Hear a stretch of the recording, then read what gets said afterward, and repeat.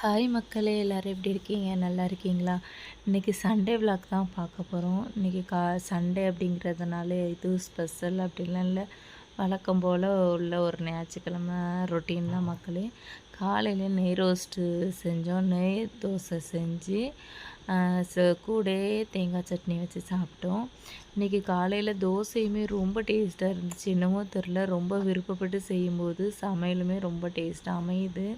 நான் ரொம்ப ஆசையாக அந்த தோசையெல்லாம் சுட்டதுனால என்னமோ தெரில, டேஸ்ட்டாக இருந்துச்சு. எல்லோரும் விரும்பி சூப்பராக சாப்பிட்டாச்சு. மதியத்துக்கு ஹஸ்பண்ட் கறி எடுத்துகிட்டு வந்திருக்காங்க. இது என்ன கறின்னு பார்த்தீங்க அப்படின்னா ஆட்டுக்கறி தான். ஆட்டுக்கறியில் நிறைய அந்த எலும்பு, அதுக்கப்புறம் நிறைய இந்த ஈரல் இதெல்லாம் போட்டு வாங்கிட்டு வந்திருந்தாங்க. எலும்பு போட்டு தாங்கண்ணா அப்படின்னு சொல்லிட்டு கேட்டதுக்கு கூட ரூ. 20 எக்ஸ்ட்ரா வாங்கிட்டாங்க. அது கடையிலேயே கொஞ்சம் சதையோடு சேர்த்து எலும்பு போட்டு தருவாங்கன்னு பார்த்தா எக்ஸ்ட்ரா ரூ. 20 போட்டு வாங்கினதுக்கப்புறம் தான் அந்த எலும்பையே போட்டாங்க. அதாவது 2 பீஸோ 3 பீஸோ தான் போட்டாங்களாம்.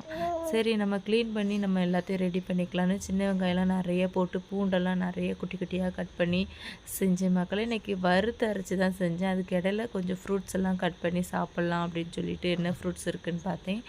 பனானா, ஆப்பிள், பப்பாளி இருந்துச்சு. பப்பாளியை வெட்டி சாப்பிட்டாச்சு. பழமே ரொம்ப நம்மளுக்கு கம்மியாயிட்டு வாங்கினது. சாதத்துக்கு அடுப்பில் வச்சிடலாம்னு சொல்லிட்டு வெந்நி கொதித்த உடனே நம்ம அரிசி போட்டுடலாம் அப்படின்னு சொல்லிட்டு சாதத்தையும் அடுப்பில் வச்சு எல்லாத்தையும் ரெடி பண்ணிவிட்டு, இன்னொரு பக்கம் என்னென்னா வாஷிங் மிஷின் போட்டு விட்ருக்கேன் மக்களே. ஒரு பக்கம் துணி அலசிட்டுருக்கு. அலசி முடித்ததும் நம்ம சமைக்கிறதுக்குள்ளேயே நம்ம துணியில் அலசிட்டுனா அதையும் காய வச்சு சமையல் வேலையை ஸ்டார்ட் பண்ணிடலாம் அப்படின்ட்டு பார்த்தாச்சு. இது ரசம் நேற்று நான் ரசம் வச்சு கோஸ் பொரியல் செஞ்சேன். இந்த ரசம் அப்படி இருக்கட்டு. இன்னொரு பக்கம் நம்ம ரசம் இல்லைன்னா பருப்பு குழம்பு இதை வச்சு சாப்பிட்டா ரொம்ப நல்லாயிருக்கும். ஆட்டுக்கறி நம்ம வாஷ் பண்ணி எடுத்துக்கணும். அதில் நிறைய மூட்டி இருந்துச்சு மக்களே. இது வறுத்து அரைச்சி தான் மக்களே நான் செய்ய போகிறேன்.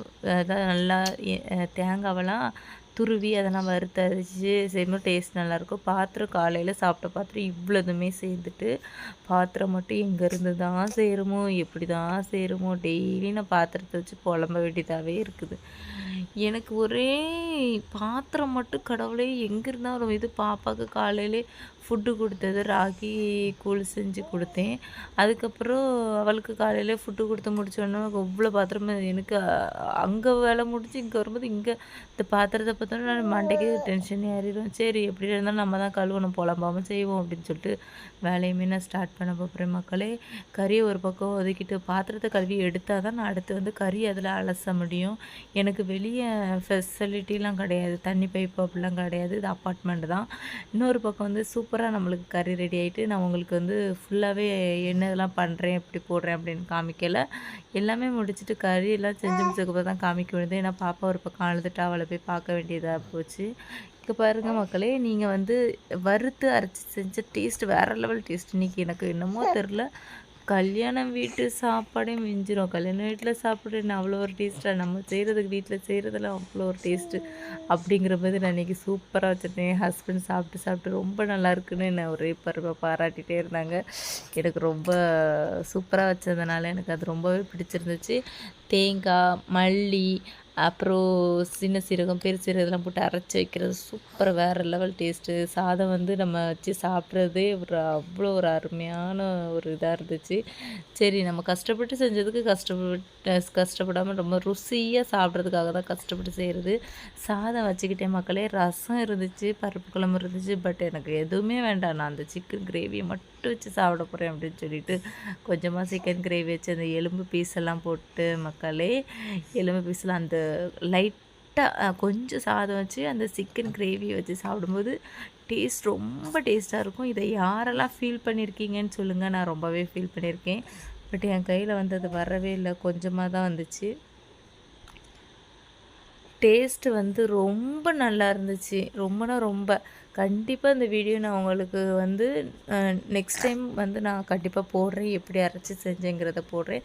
சாப்பிட்டு முடிச்சுட்டு ஃபைனலாக நம்ம நல்லா ஸ்வீட்டாக சாப்பிடணுன்னு யோசிச்சுட்டே இருந்தேன். என்ன ஒன்றுமே இல்லையே அப்படின்னு சொல்லிட்டு அப்புறம் ஃப்ரிட்ஜை திறந்து பார்க்கும்போது ஐஸ்கிரீம் இருக்கே, சரி நம்ம விட்டுறக்கூடாது அப்படின்னு சொல்லிட்டு ஆளுக்கு ஒரு 2 கரண்டி, இந்த ஃப்ளேவர் ஒரு கரண்டி, அந்த ஃப்ளேவர் ஒரு கரண்டி வச்சு சாப்பிட்டோம். ஆல்ரெடி நாங்கள் சாப்பிட்டு குதறி தான் வச்சுருந்துருக்கோம். இது வந்து கொஞ்சம் இருந்துச்சு. அத இன்னைக்கு நம்ம காலி பண்ணிருவோம். இல்ல ஃப்ரீசர்ல வச்சா நாளைக்கு தண்ணி மாதிரி ஆயிரும் அப்படின்னு சொல்லிட்டு இன்னைக்கு நாங்க எடுத்துட்டோம் மக்களே. ஆளுக்கு 2, 2 பீஸ் வச்சு சாப்பிட்டாச்சு. அதுவும் ரொம்ப சூப்பரா இருந்துச்சு. ஏன்னா சாப்பிட்டு பிடிச்சதும் இனிப்பு சாப்பிட்டா தான் அந்த சாப்பாடுக்கே ஒரு இதா இருக்கும் நம்மளுக்கு. அதுக்கப்புறம் பார்த்தீங்க அப்படின்னா, கொஞ்சம் ஸ்வீட்ஸும் ஃப்ரிட்ஜில இருந்துச்சு. ஸ்வீட்ஸ் எதுக்கு வெளிய வைக்கலன்னா, எறும்பு டக்கு டக்குன்னு வந்துருது. ஸ்வீட்ஸுமே ஒரு மாதிரி ஆயிடுது. அதனால ஃப்ரிட்ஜில வச்சிருந்தேன். இந்த ஸ்வீட்ஸ் வந்து வெளிய எடுத்து வச்சேன். சரி நம்ம ஐஸ்கிரீம் சாப்பிட்றதுனால இது தேவைப்படாது. பட் தேவைப்பட்டுச்சுன்னா அப்படின்னு சொல்லிட்டு